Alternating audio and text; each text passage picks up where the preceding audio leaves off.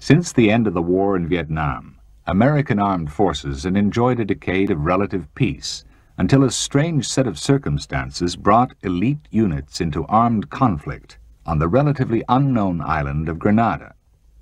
This tiny dot on the map is strategically important because it guards the southernmost access to the Caribbean. Here, Cuban construction engineers were extending the runway at Point Salines to 2 miles, long enough to take any Soviet bloc military aircraft.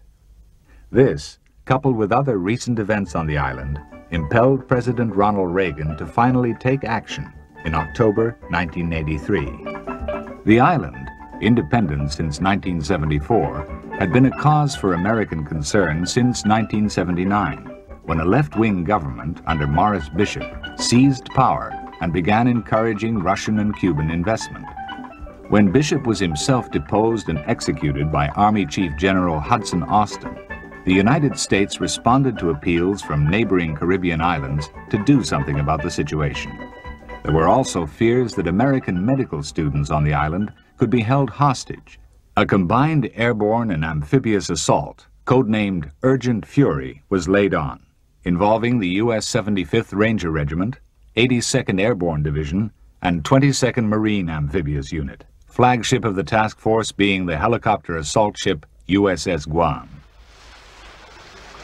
A primary task was the rescue of the Governor General, Sir Paul Scoon, from his residence outside the capital, St. George's.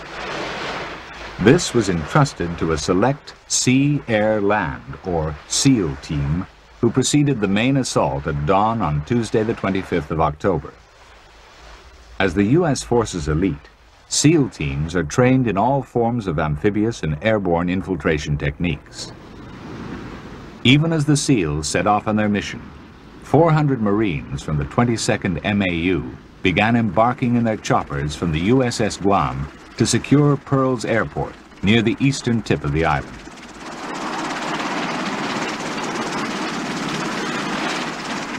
The Guam carries some 25 Sikorsky CH-46 Sea Knight and CH-53 Sea Stallion helicopters in the assault role. Throughout the early stages of the campaign, official military cameramen using handheld video equipment covered many of the important actions. As it turned out, the 50 caliber machine guns in the Sea Knights were hardly needed.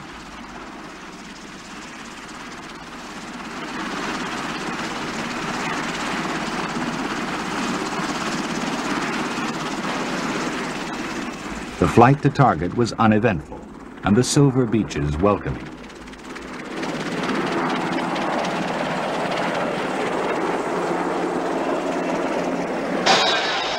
Although one helicopter was hit by light anti-aircraft fire and had to be abandoned, ground resistance was weak, and the remainder landed safely at 0536 hours.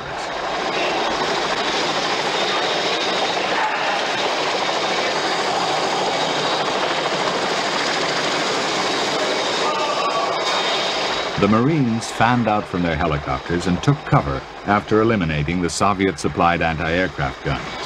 But they looked in vain for organized opposition from the Grenadian regulars guarding the airfield. The tougher Cuban troops on the island were concentrated at Point Salines. Once Pearls Airport was firmly in their hands, the Leathernecks sent patrols into the surrounding countryside, closely supported from overhead by their Sea Knight helicopters, which would converge rapidly to lay down fire on any resistant stronghold.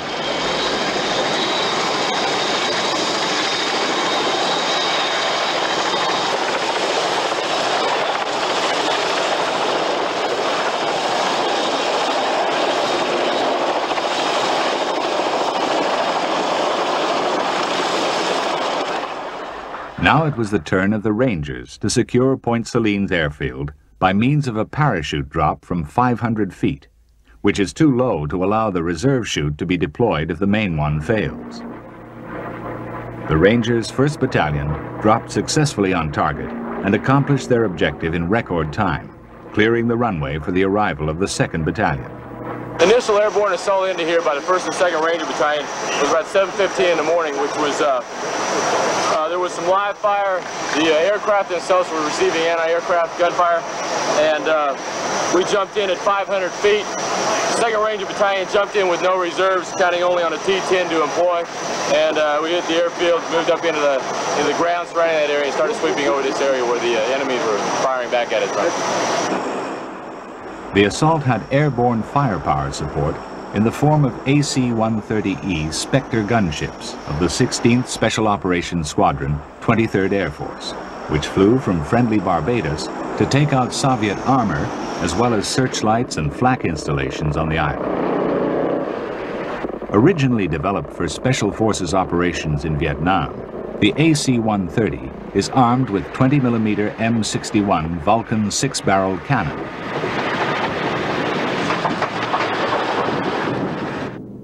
And carries sophisticated low-light television and infrared scanning equipment.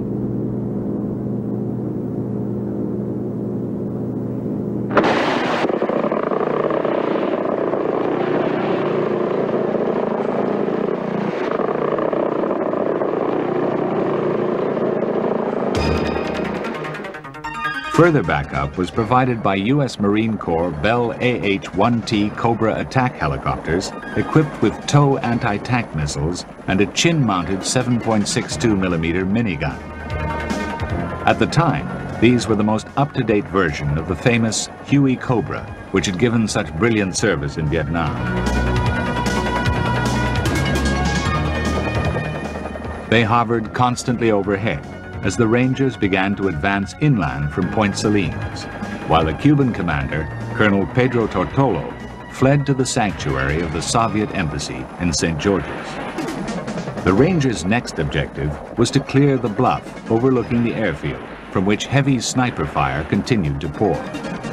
It was an anxious time for the medical students holed up in the True Blue campus near the eastern end of the runway. With only a relatively short endurance, the Cobras had to make regular returns to the warships of the task force, which included the carrier Independence and the amphibious assault ship Saipan.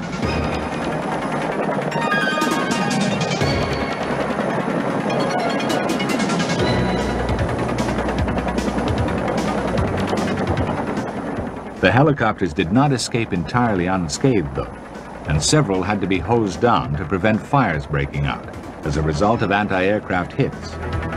Here, a Sikorsky UH-60 Black Hawk general-purpose assault helicopter has its starboard engine cooled down.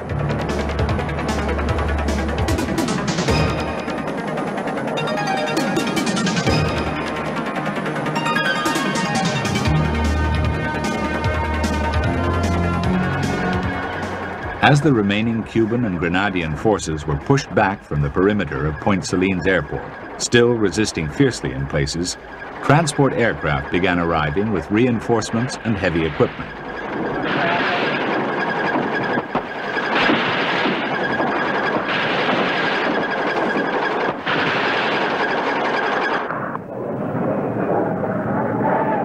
Both C-141 Starlifter and C-130 Hercules transports were used in this phase, some of them flown by Air National Guard crews.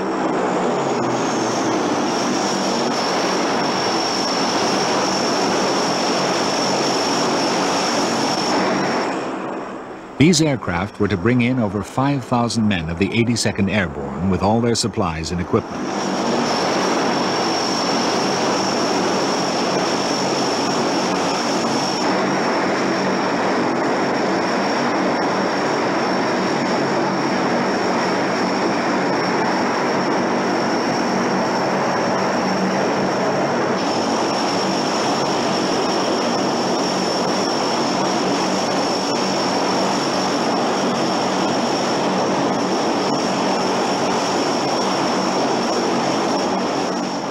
The 82nd's Jeeps, armed with machine guns, would provide heavy fire support.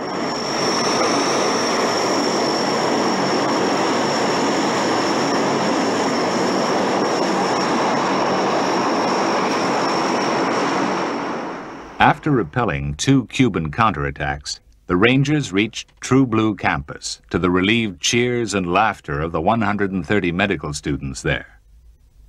The operation took a mere 26 minutes and was over by 0850. The following afternoon, the remaining students at Grand Anse campus had also been rescued by men of the 2nd Ranger Battalion. That was great. Yeah. Number 1. Wait. My baby. Thank you, gentlemen. Thank you very much. Thank you. Guys, say hello.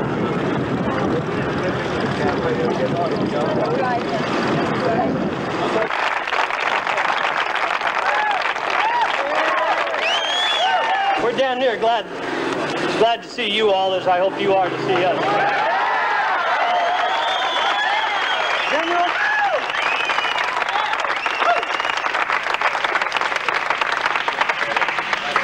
You owe one hell of a lot of thanks to these guys who went in and got you out.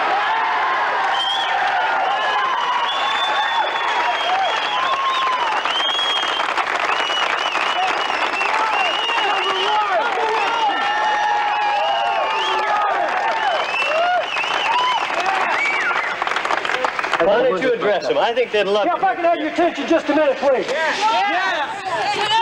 Settle down. We got the mission to go in and pick you up, and we're trying to figure out the best way to do it. And we had someone down at the other school talking on a landline to make absolutely sure that we got you out without getting anyone injured. We were going to go in at 1500, and we had to put it off because we had to shoot a preparation over in the Cuban area. That who's the guy who talked to us on the telephone? Okay, great. Oh, him, that way. No, I mean the guy down there. Okay, so what we did, they flew the helicopters in off an aircraft carrier, and in a very, very short order, we put the operation together, coordinated the fire support, and thank goodness they were able to put 130 Rangers out of the 2nd Ranger Battalion in Fort Lewis, Washington, on the beach for you.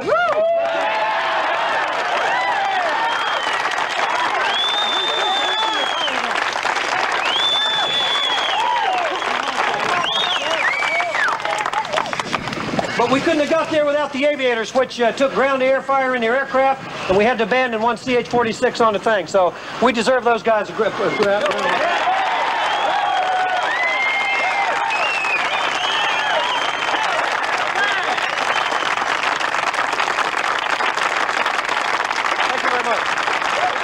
After a brief address by Lieutenant Colonel Ralph Hagler, the medics were evacuated by helicopter. Ted Morse, Brian Salter, Herb Moeller, Dave Briscoe, Canadian Embassy, United States Embassy.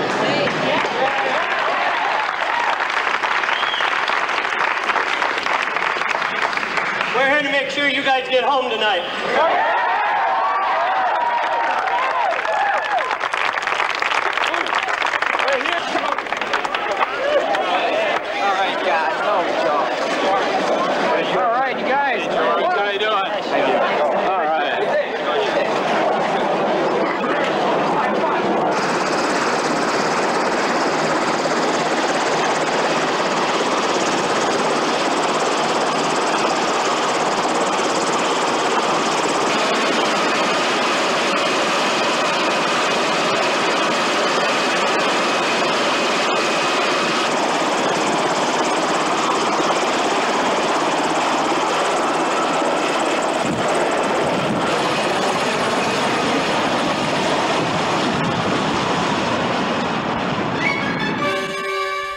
Reinforcements continued to build up. Among them, these OH-6 Kayusk light recce helicopters used by the 82nd Airborne Division.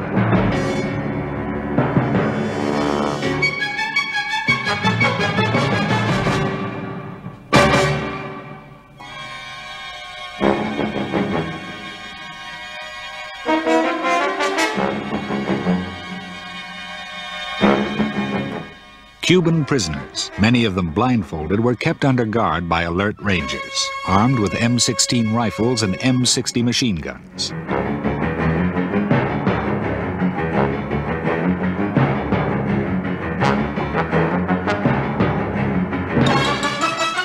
Doctors administered first aid to the wounded, some of whom included civilian bystanders.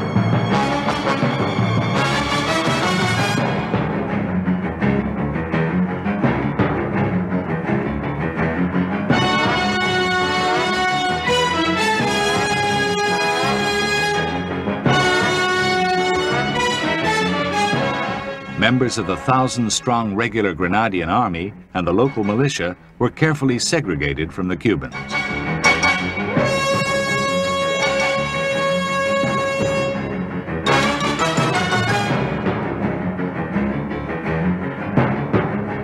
While all this was happening, the SEALs, who had been sent in to rescue the Governor General, had been involved in a fierce firefight and suffered heavy casualties.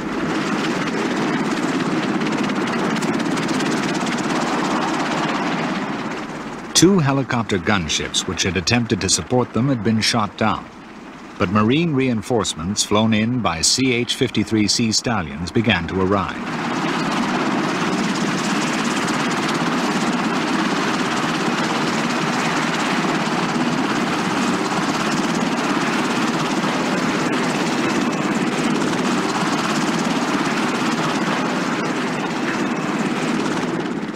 Marine officers quickly issued orders for the new arrivals to deploy.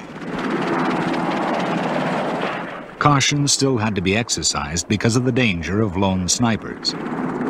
Despite the dangers, the Sea Stallions continued to shuttle between the ships and shore, bringing in ammunition and evacuating the wounded.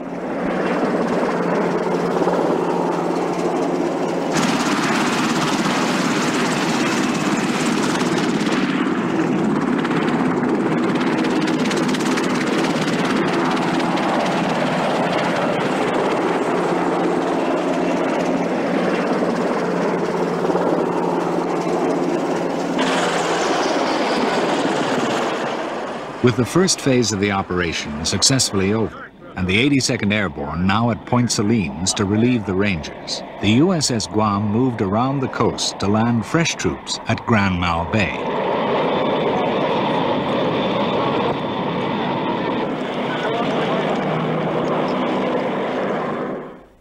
At first light on Wednesday morning, the Marines at Pearls Airport were also flown by helicopter to take part in removing the remaining pockets of resistance in and around St. George's.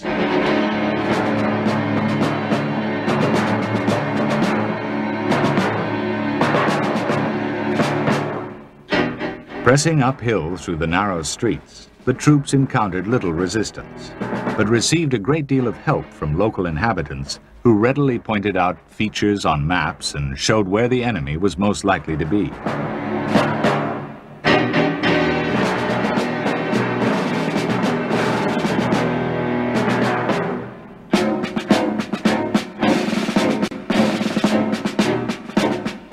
Throughout the 3 days of the campaign, the sound of helicopter rotors was never far away, as troops were deposited quickly and accurately to seize tactical targets.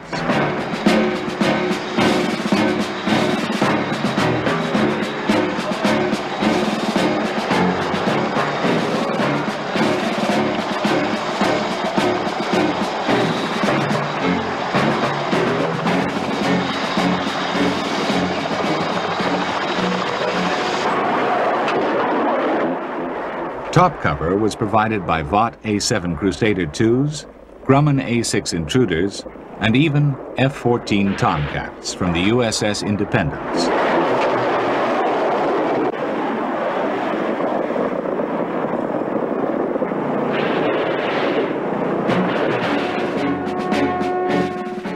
On the ground, the Rangers, Marines, and airborne forces advanced carefully, leaving few stones unturned.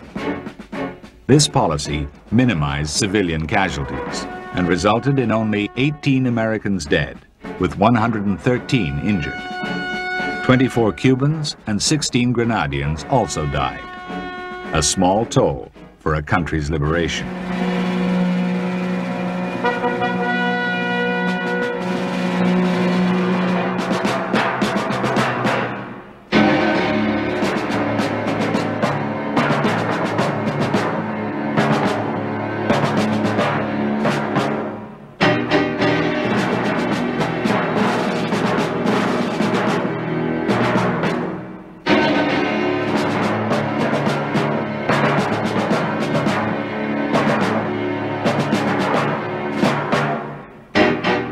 Superior communications allowed the U.S. forces to locate and concentrate firepower against enemy pockets of resistance.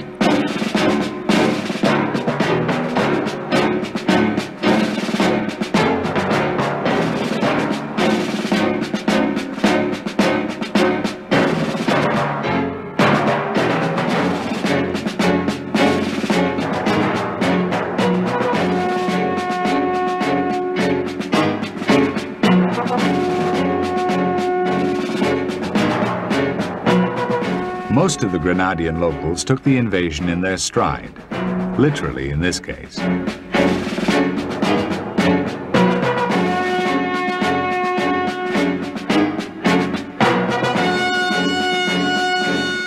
Although streets were cleared when the machine guns appeared, watching a small piece of history being made had an obvious fascination for many people.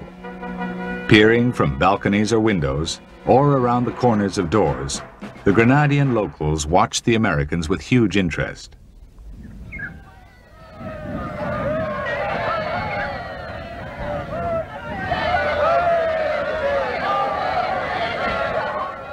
In many places, the welcome was rapturous, and plenty of people were surprised at the number of black faces among the troopers. Cuban propaganda had not led them to expect white Americans taking orders from black officers.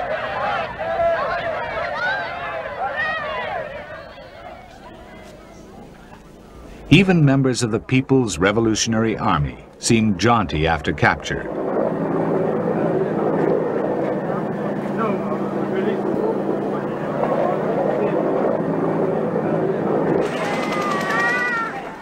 While the children thought it was all a wonderful adventure, of course.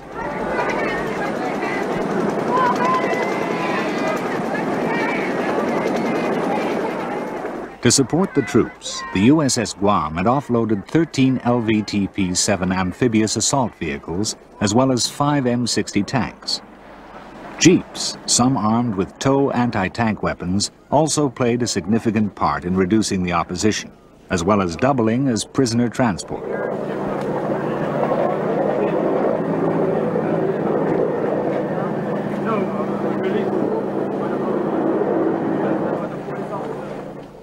A wide variety of Eastern Bloc and Cuban arms was captured, including this 82mm B-10 recoilless gun. Despite its antiquated appearance, it is light and can be easily moved around and served by 2 or 3 men.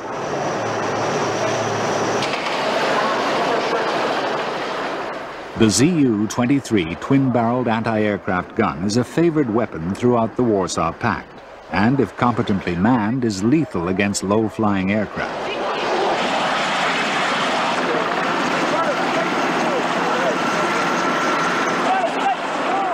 Even more efficient was a quadruple-barreled heavy machine gun, which was towed away for shipment back to the USA.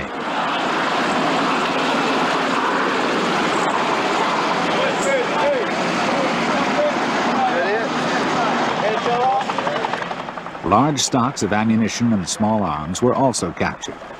These included the efficient AK-47 assault rifle. Cobras remained alert, even while the ground forces were eliminating the last pockets of resistance.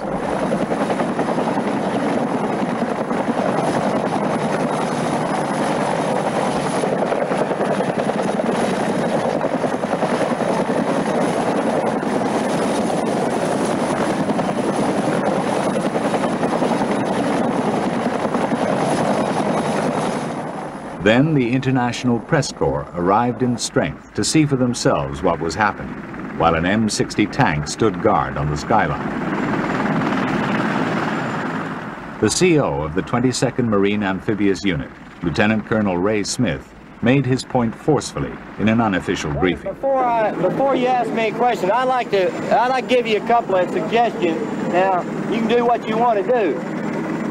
The people around here, though, are the story, in my view. The last,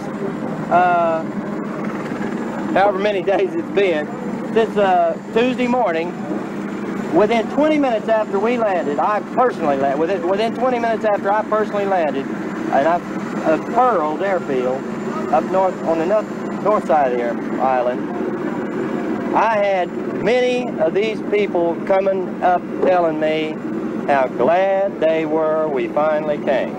Now, that's not what I've heard around elsewhere, but I'm telling you, everywhere we've gone, I've got people telling me, God, I'm glad to see you. Finally, it's happened. I've been waiting for 4 years for this, and I'll guarantee you, I please ask you, go out there and ask them. They're standing around there now. And If you find one that don't say that, I'll be surprised. Basically, let me give you an example of why they were glad.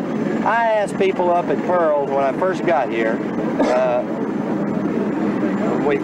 within 2 hours after we landed, I asked a couple of the civilians that came up to talk to me, how were we going to tell the communists and the People's Revolutionary Army soldiers from the militiamen and the civilians?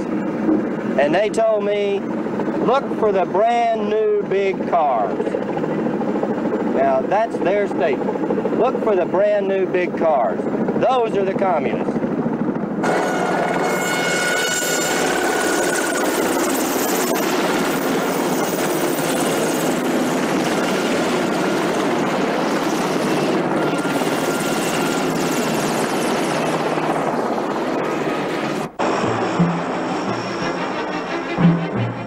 Those people who might have tried to say that American intervention in Grenada was an example of U.S. imperialism were deflated by the fact that a contingent of 400 troops was supplied by the Organization of East Caribbean States.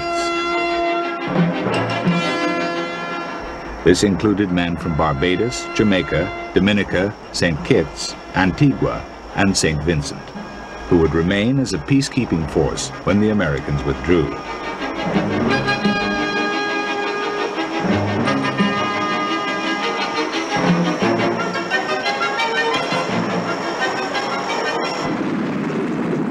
The last strong point to be reduced on the third day of the invasion was the Cuban barracks at Edgemont, where some 400 communists were thought to be holed up. First, men of the 82nd Airborne surrounded the compound. Then, the Rangers' 2nd Battalion flew into the attack in UH-60 Blackhawks. Unfortunately, 3 helicopters crashed, causing 3 fatalities and 15 injured, while the barracks were actually found to be virtually deserted. It had been a different story at Calvini Barracks the previous day, when 2 Blackhawks crashed under heavy fire, the pilot of one and a Ranger being killed. But the Rangers had knocked out the opposition and had reason to be proud.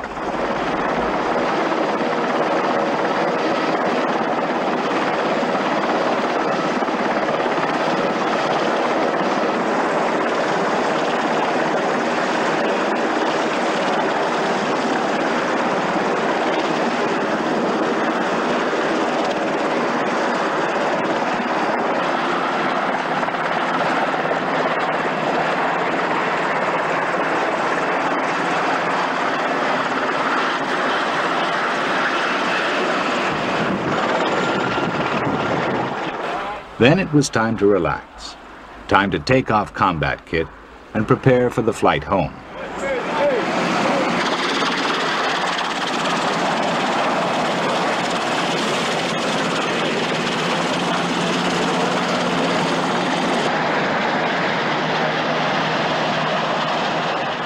Within a few days, all American troops had left the island, apart from some engineers who remained to complete the rebuilding of Point Selene's airfield. The operation had proved America's rapid deployment capability and restored democracy to the Southern Caribbean. That's what went through my head when it stopped around. I'm Lieutenant Bowen from Charlie Company, 1st Ranger Battalion, 75th Infantry, out of Fort Stewart, correction, Hunt Army Airfield, Georgia. And, this is Charlie Company. These are the men who did all the work, and real proud of them. They did a real fine job, ready to go home now, and our company had no casualties, no one got hurt even, and we're real happy to be going home. In fact, right there, we hope to be boarding very quickly. The task force commander, Rear Admiral Joseph Metcalf, had the final word. Shaking hands with a real pro. It's good to have you here. Welcome back. Good to have you. Damn it, it's good to have you here. I know it's good to be here. Welcome back. Thank you, gentlemen. What do you think I am? Everal. That way. Goddamn, that's what I reckon. Oops, for an Everal, huh? Good to have you here. Welcome back. First rate. Good to have you, pro. Goddamn it. have airports. Some of you guys may not know, but I'm in the Navy. I'm supposed to be running this whole thing. But I'll tell you who's really running it, who's really making it go are you people right here. You know, last night you weren't watching television. But anyway, the president went on television, you know, and he recognized the contribution that you're making. He recognized you guys down here in Grenada.